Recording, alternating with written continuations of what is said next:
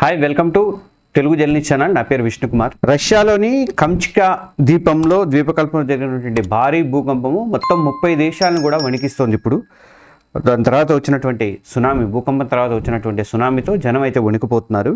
ఈ సంఘటన 30 దేశాలను కూడా కలవరబెడుతోంది. రష్యా, జపాన్, అమెరికా తీరాలను తాకినటువంటి సునామీ రాకాసి అలలు ఎగిసి పడుతున్నాయి. దాంతో సముద్రం అడుగున ఉన్నటువంటి భారీ తిమింగలాలు కూడా వచ్చే ఒడ్డుకు కొట్టుకొని వస్తున్నాయట, తీరాన్ని కొట్టుకొని వస్తున్నాయి. ఈ దృశ్యం చూసిన వాళ్ళకి అంటే ఎప్పుడు వాటిని అవి బయటకు రానివి, ఆ తిమింగలాలు అంతా పెద్ద ఎత్తున భారీ తిమింగలాలు వచ్చి బయటకు రావడంతో జనం అయితే షాక్ అవుతున్నారు.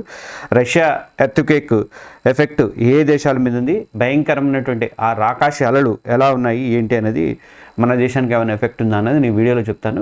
ఎవరైనా మన తెలుగు జర్నీ ఛానల్ సబ్స్క్రైబ్ చేసుకోకపోతే ఒకసారి సబ్స్క్రైబ్ బటన్ అయితే కొట్టండి. కిందనే సబ్స్క్రైబ్ బటన్ ఉంటుంది, దయచేసి దాన్ని ఒకసారి క్లిక్ చేయండి. రష్యాలో ఏం జరిగింది అంటే, ఇవాళ బుధవారం ఉదయం రష్యాలోని కంచ్కా ద్వీపకల్పంలో రెక్టర్ స్కేల్ మీద 8.8 తీవ్రతతో భారీ భూకంపం అనేది సంభవించింది.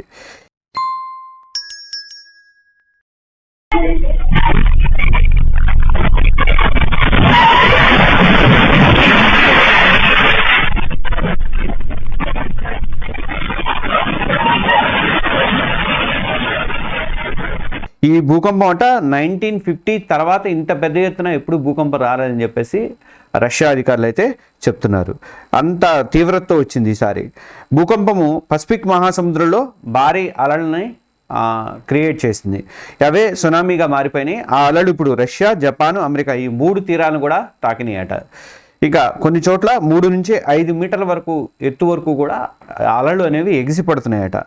ఇంకా ఈ సంఘటన వల్ల రష్యాలోని సెవిర్ కురిల్స్క్ పట్టణంలో భారీగా నీరు చేరింది. ఓడరేవులు కానీ తర్వాత చేపల వ్యాపార సంస్థలు కానీ మొత్తం కూడా దెబ్బతిన్నాయట.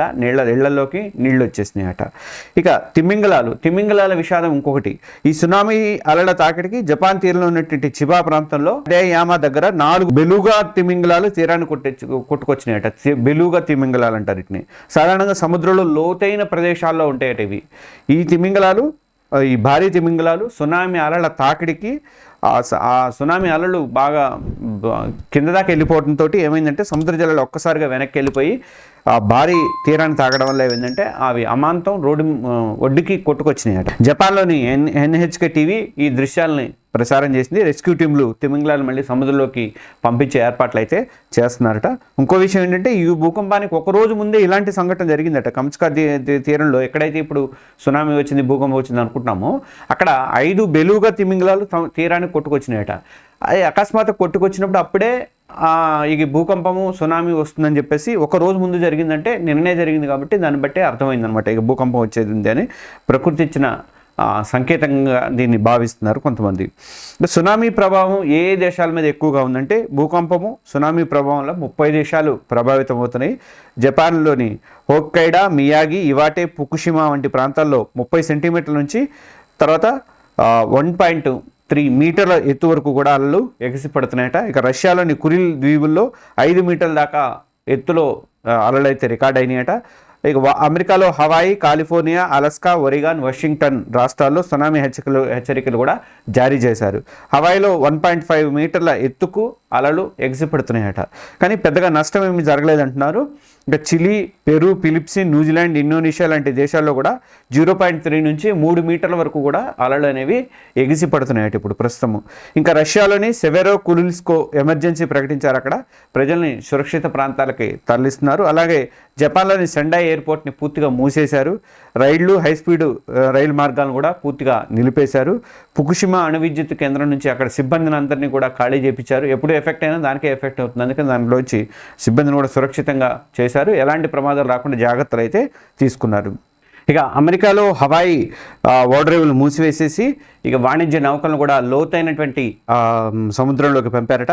ఇక భారతీయుల కోసం అక్కడ అమెరికాలో ఉన్నటువంటి కాన్సులేట్ జనరల్ హెల్ప్ లైన్ కూడా జారీ చేసింది.